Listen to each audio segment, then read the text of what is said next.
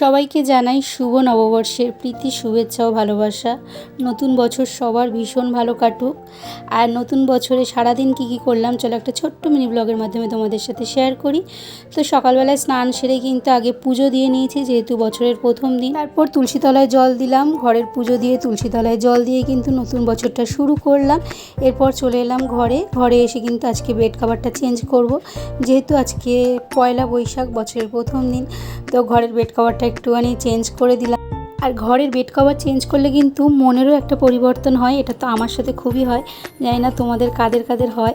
আমার যখন খুব মন খারাপ লাগে তখন কিন্তু আমি ঘরবাড়ি গোছানো শুরু করি, তো তাতে কিন্তু আমার মনের অনেকখানি পরিবর্তন হয়।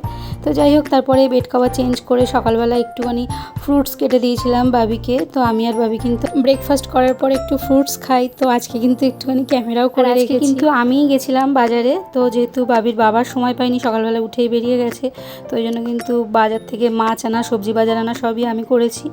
তো তারপরে অনেকটা সময় কেটে গেছে, আর ক্যামেরা অন করা হয়নি।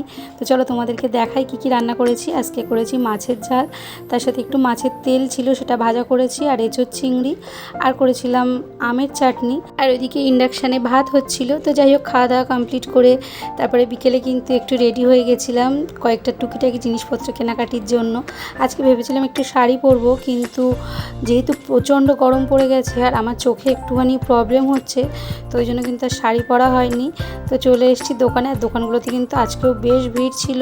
তারপর চলে এলাম একটা ফার্নিচারের দোকানে। আজকে যেহেতু পয়লা বৈশাখ, তো একটু নতুন কিছু নেওয়ার ইচ্ছা ছিল। আজকে একটা কভার নেওয়ার জন্য এসেছি। তো কোনটা নিলাম সেটা তোমাদেরকে নিশ্চয়ই দেখাবো নেক্সট কোনো ব্লগে।